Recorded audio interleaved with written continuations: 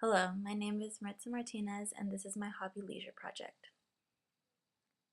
Skateboarding started in the 50s due to surfers wanting to get a feel of riding a wave even when there was none setting. This began being referred to as sidewalk surfing. In the 60s, some companies began mass producing skateboards, but the wheels were made out of clay and were extremely difficult to ride and dangerous. In 1973, the invention of the urethane wheel blasted skateboarding up to a whole new level of popularity. The most influential and respected skaters came from the Zephyr skate team in the Santa Monica Venice Beach area, also known as Dogtown. They became known as the Z-Boys. The team consisted of 9 kids whose main focus was surfing and would only skate before or after getting in the water. However, they began getting more focused on skating, especially when the long drought happened and there were rarely any good waves to surf. They gained inspiration for their skating style from surfer moves, like reaching down and touching the pavement as they went up and down banks. All other skateboarders were doing stiff, stand-up moves, like skating on one leg, but the Z-Boys had a more rough and tough approach to it, which ended up creating the misfit subculture in skateboarding we see today. Though the main 3 skaters were all boys, like Stacy Peralta, Tony Alva, and J-Boy Adams, there was a female on the team named Peggy Oki. Peggy Oki is recognized as having been the one and only female on the Zephyr skate team and since has been inducted in the Skateboarding Hall of Fame. Although skateboarding is a predominantly male sport, even in the beginning there have been inspirational women breaking those barriers.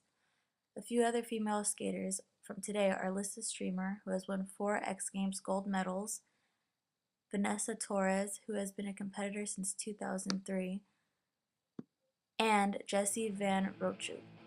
People see me, and they don't go, oh, look at her, oh, she's dressed weird and she has skateboard shoes on, they look at me and they go, oh, she's a skater. There's some girls out there that are a lot better than some of the guys. There are a lot of girls out there way better than me.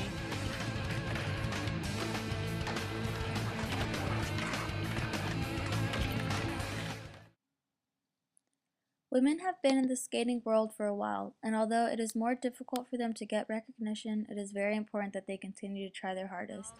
Usually in terms of other male skaters, if a woman is good, then they'll get the respect they deserve. According to Gains and Gaps, part of the reason why sports and hobbies are so gender stereotyped is mainly because of gender typing and how we are raised. Gender typing is when a person is treated differently and taught to behave a certain way simply because of their gender and not because of what personality they have. Boys have more testosterone, which causes them to become more aggressive, but even that varies. Not all boys are alike and neither are girls. So I'm very proud to see women breaking the barrier in the skating world. It's the overall opinion of female skaters, such as the ones previously mentioned, that the more girls who go out and skate, then the more comfortable other girls will be to get into skating and not feel embarrassed about it.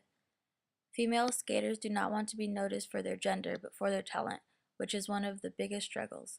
It's been said that some men are uneasy about female skaters because they do not want to see them get hurt, the same way men do, and it's tough to see these girls take the same hard falls as everyone else. Skateboarding is a brutal sport, but being a girl has many benefits. One is that girls are generally smaller and lighter, making it easier to get air on the board. Girls are generally shorter also, which makes balancing easier. There really aren't any cons to being a female skater except the fact that you're entering a boys' world.